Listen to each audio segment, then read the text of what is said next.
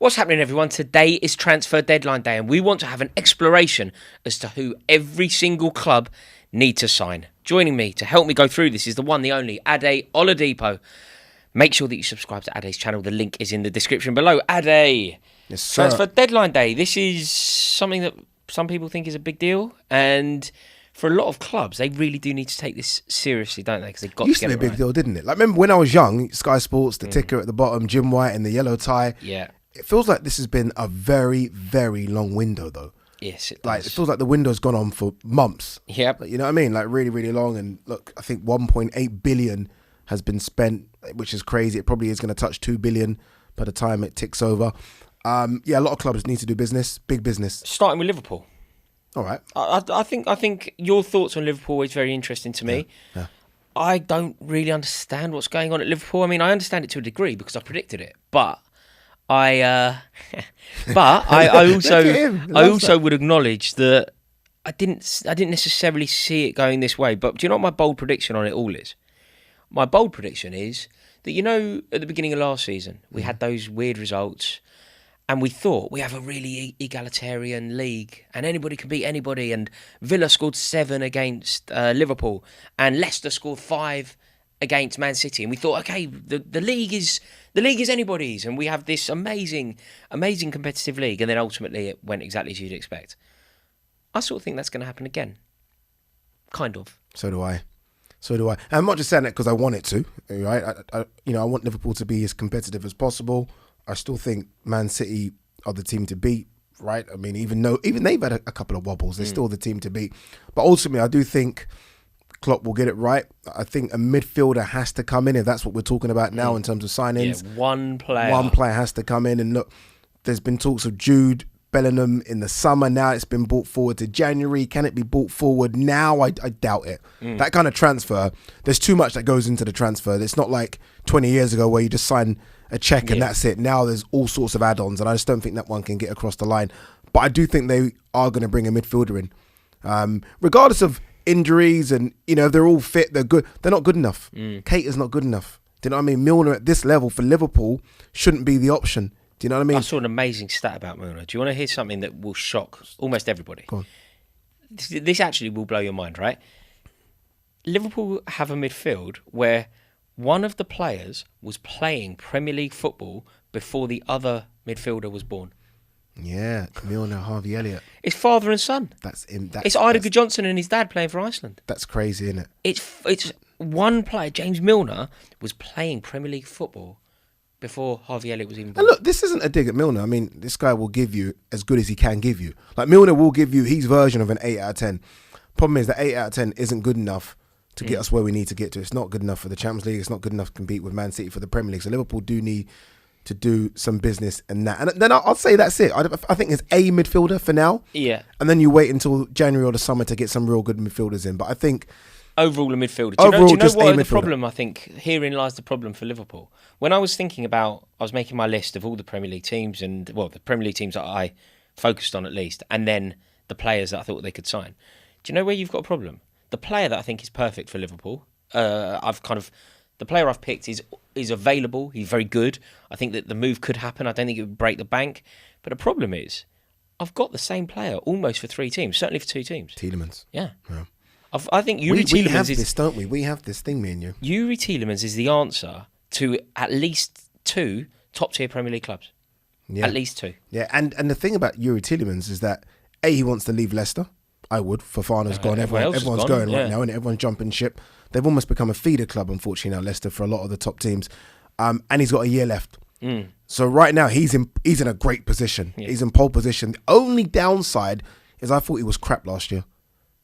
Sorry, I really did. I think he wasn't great. That's the only thing that worries me about But that's Tielemans. not about the talent of the footballer. No. Like, Eden Hazard had a terrible season. It didn't mean that he didn't get the move to Real Madrid. Fact. You know, Eden Hazard basically switched. The year that he scored the goal against Tottenham, he basically switched off for a season, and yet Yeah, got look, the massive we move. know... and came back to have a brilliant season under Sarri.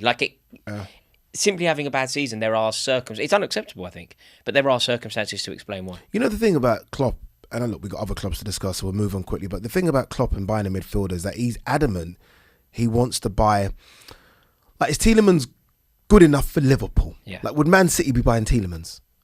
I mean, No, but that's different. Sorry, mate, but that's different. No, but no. If They're we were going to go for Chouameni, I always get his name incorrect. Sorry, and Bellingham. That's obviously what he was looking at. Those are the two targets that he wanted. Is Tielemans a stopper? Is he good enough? Like, if we're really moving in that direction now, I think he's certainly good enough for Liverpool, because I think Liverpool are the very best of everyone else. Okay, but I don't think. Look, my prediction really hasn't changed. I still think that Man City are going to win the league by 15 points. So Tielemans. What? Yeah, mate, definitely. Man City are going to beat Liverpool by 15. Well, I don't think it will be Liverpool. I think it will be Tottenham second. But Okay, that's another video. That's another video. Another video. But that's another video. But I do also think that Manchester City, not being good enough for Manchester City doesn't mean that you're not good enough for pretty much every other club in the world. Pretty much. So I think Tielemans. But then this is where the problem becomes fairly significant. I was thinking about Arsenal. Brilliant start to the season. Where do they need replenishments? I mean, there's talk about maybe a winger, but I think that the drop off, say from Thomas Partey to Mohamed El Neni, is too big. I think that is the position where they need reinforcements. It's the difference with, I guess, Tielemans and those two style of players is that they're quite combative, defensive minded a bit as well. I know everyone likes to think Partey can do a bit of both, but really he can't. He's not going to get you a goal. So I feel like Tielemans is a bit of a different style of player. It's almost like they've decided, Arsenal, that we're going to have two combative midfielders in Xhaka and Partey, so the rest can go and Partey.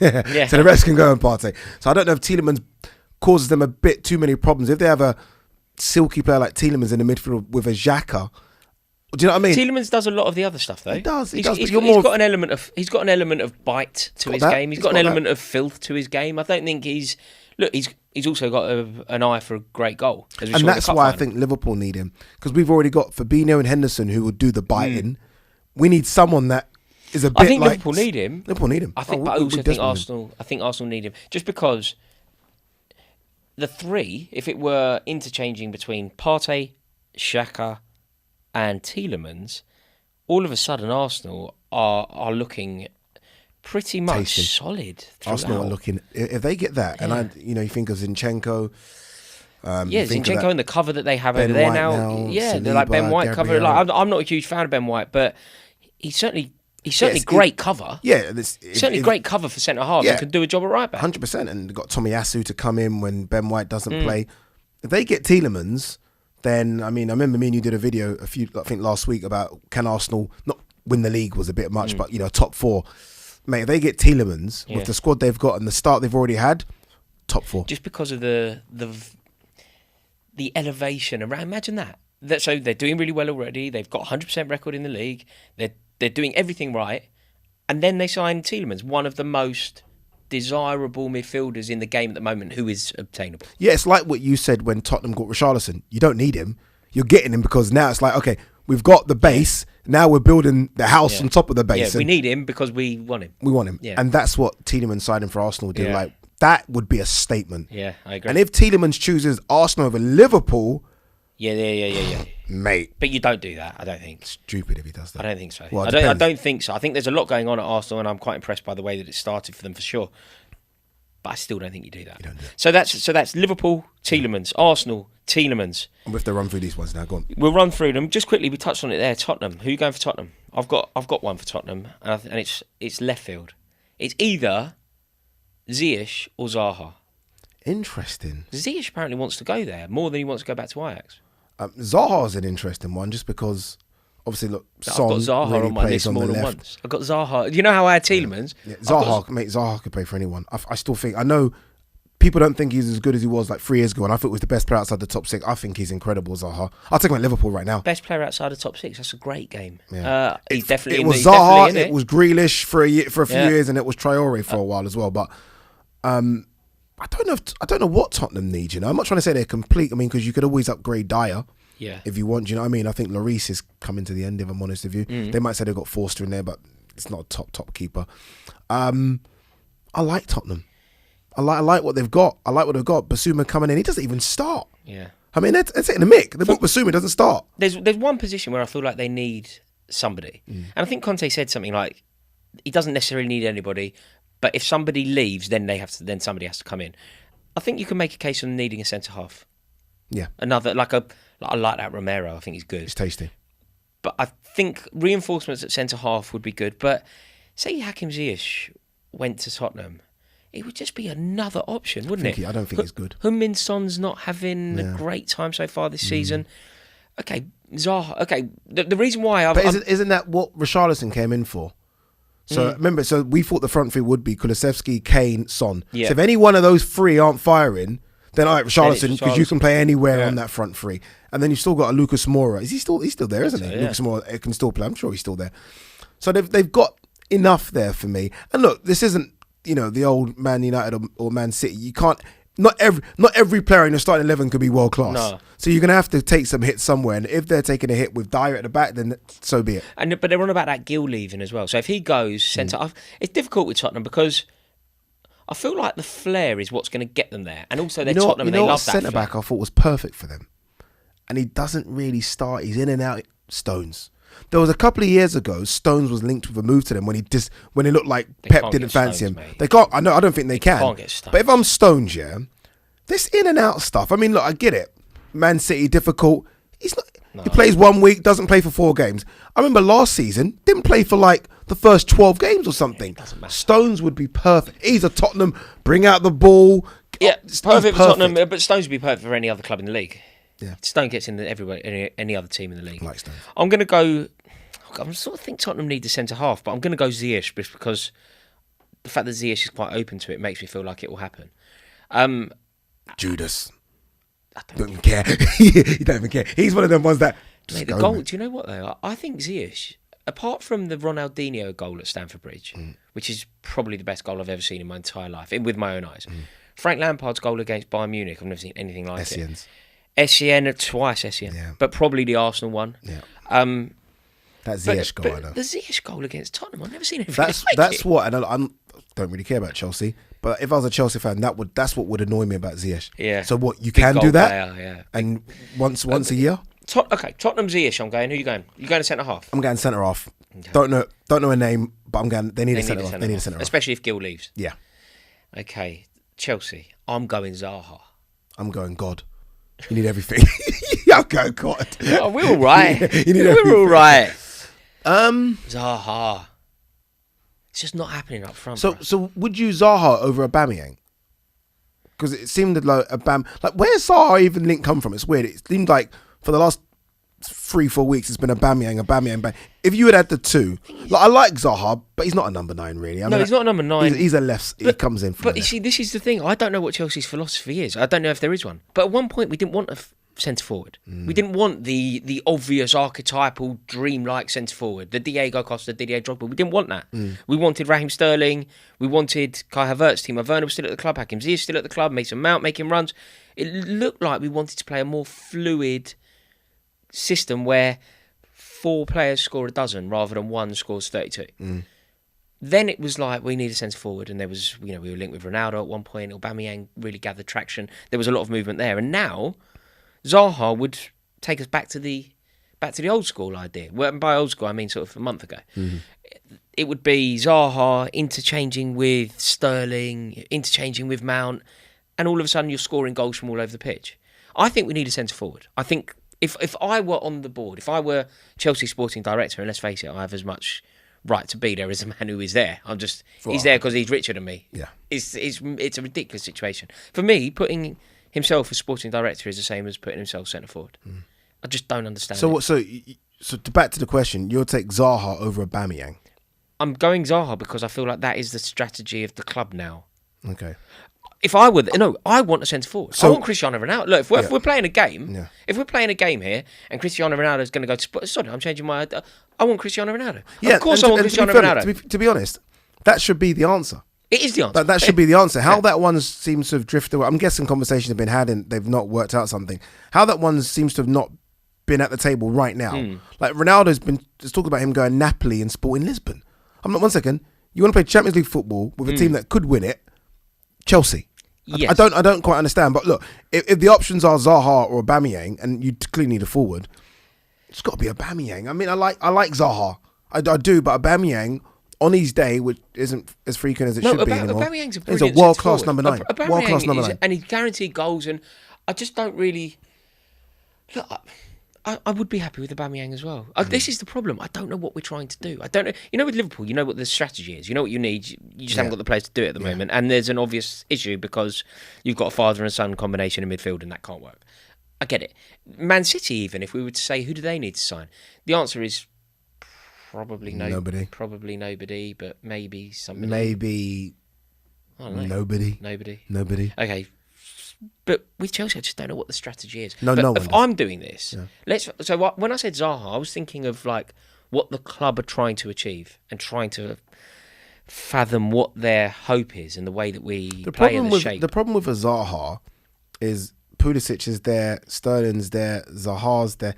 It's almost a bit Man City last season. Well, who's the actual striker here? I don't know who's the. But like you say, maybe they're trying to spread the goals. Everyone gets 10 each. I don't know, but Zaha just doesn't work for me. I mean, he's tweeted out some picture the other day talking about in God's time something, and I was like, "Is something going on that I don't really know?" But for me, it doesn't make sense. It's got to be Aubameyang or Ronaldo. Funny how you said Pulisic though, because you know when I was thinking of other clubs, Pulisic could have been a potential sign. So when I was thinking about what West Ham need, I was thinking they probably need somebody to cover for Declan Rice or Thomas Souček, another midfielder, maybe Conor Gallagher. You know, I just feel like there's a lot of players at Chelsea who, like this is Conor Gallagher from a West Ham perspective. I don't want Conor Gallagher to go there. I want him to play for Chelsea. But if I were a West Ham fan, I'd be thinking covering the midfield. Gallagher had a good season last year, Premier League proven over a year. Maybe they get him in. I was thinking that if I were not a Chelsea fan, Pulisic would be the answer to, I don't know, 10 clubs. You know, if I said to a Leeds fan, what do you want? They've got the American link. Surely all Leeds fans would go Christian Pulisic. Too good for Leeds. I agree, but I'm trying to look at it from a Leeds fan's perspective. Basically, if you don't support Chelsea, aren't you looking at Pulisic and going, if he's not going to play for Chelsea, if Chelsea do sign Zaha, isn't he the answer to virtually Chelsea have about 6 or 7 players where you're thinking, all right, what's going on? Like the agent's at the door. Right, what's going on, Ruben Loftus-Cheek? Because we need him in the midfield. Yeah. What's going on with Pulisic? What's going on with Conor Gallagher? He's the big one, right? There are so many players, and I think Pulisic, you're right. But I just don't think people would trust him. He's so injury prone. I don't think anyone would want to give him a chance. I think loads would take a punt on him. It is an interesting one. We haven't spoken about them yet, and I think I've got the answer perfectly. Manchester United.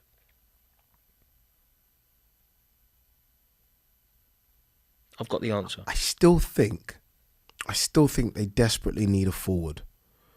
Like, I don't necessarily now look at the midfield and think, oh, they need a midfield. I think they still need a forward.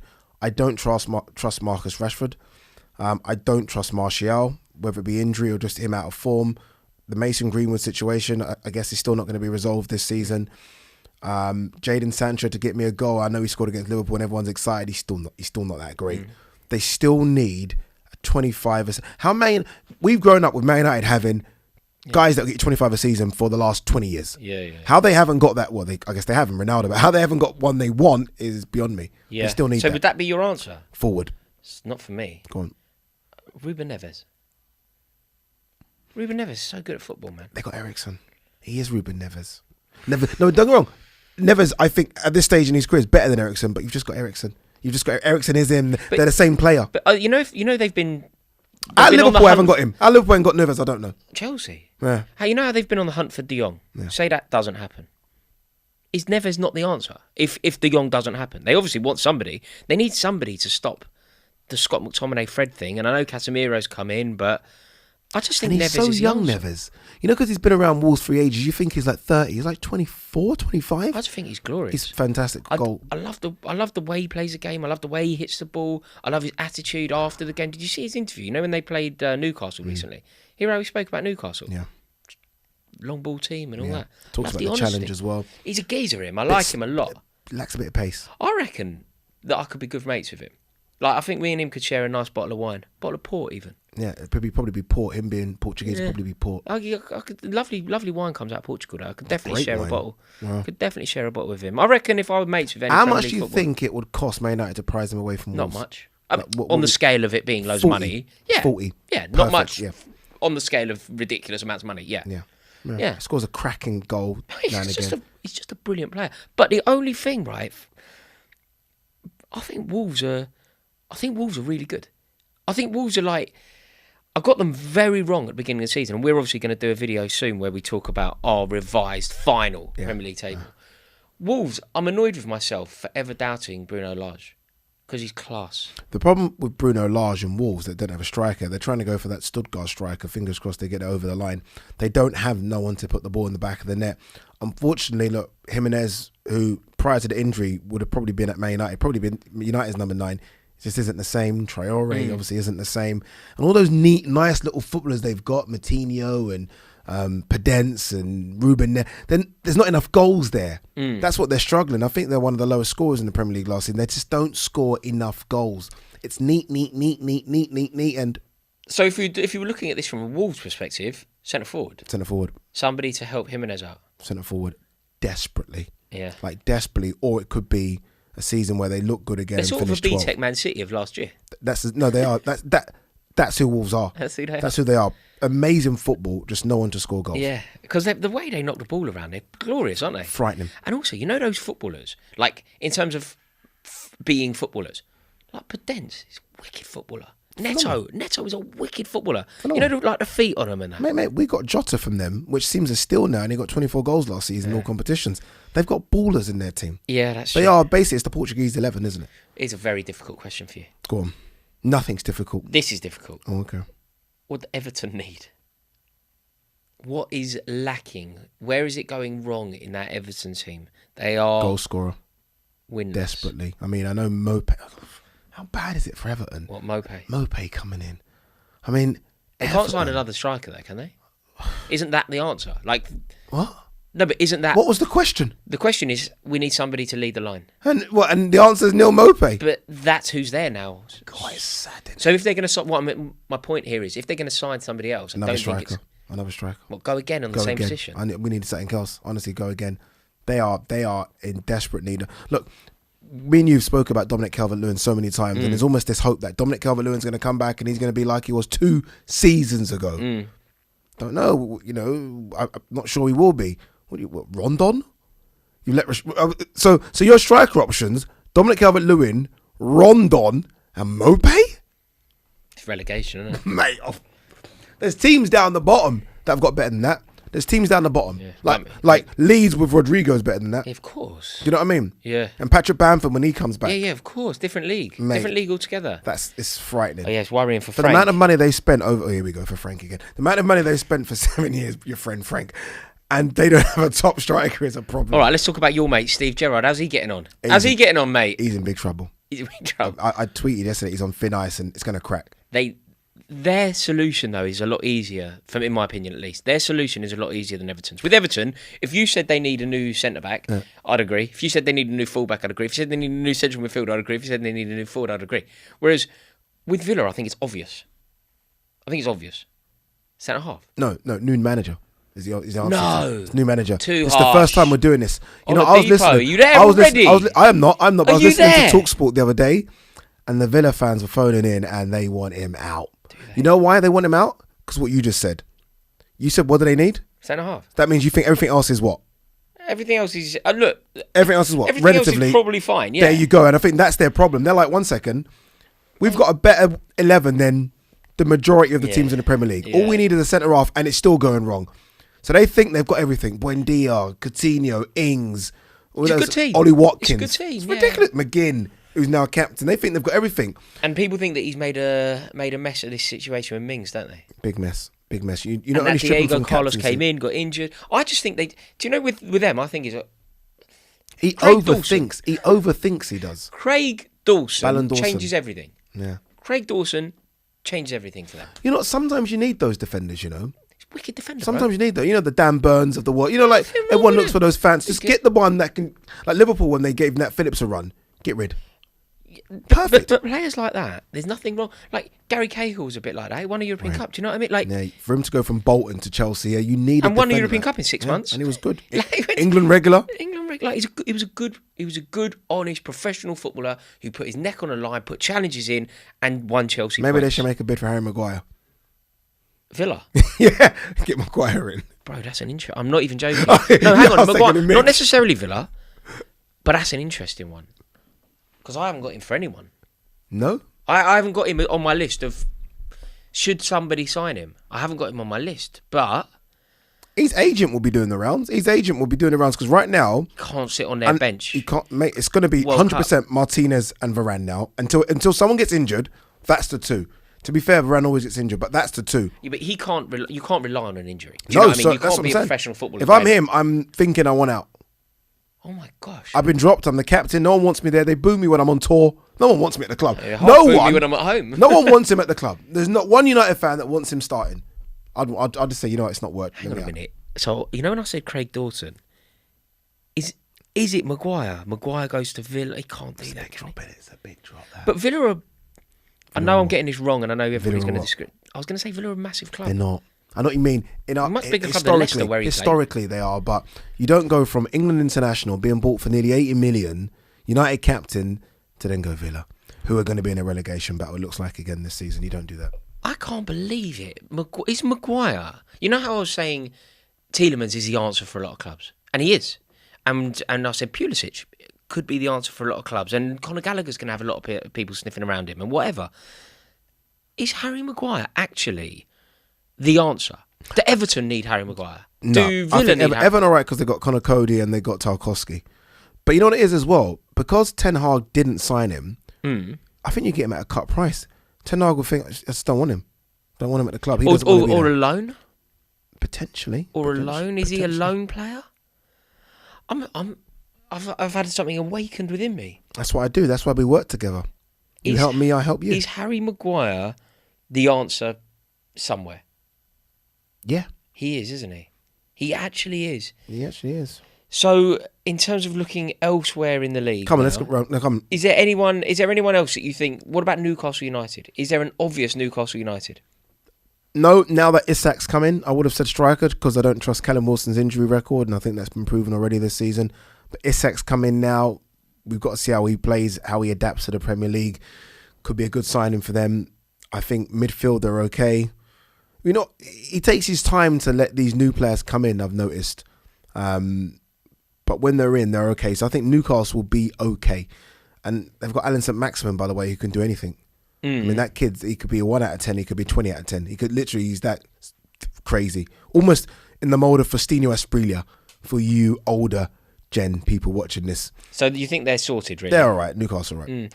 Okay, well, I think we've pretty much hit everything. Like, there's no point in talking about Forest, is there? Like, they've signed everybody. Forest has signed 19 players. Yeah, so there's nothing for us to explore there. Bournemouth, I don't really care.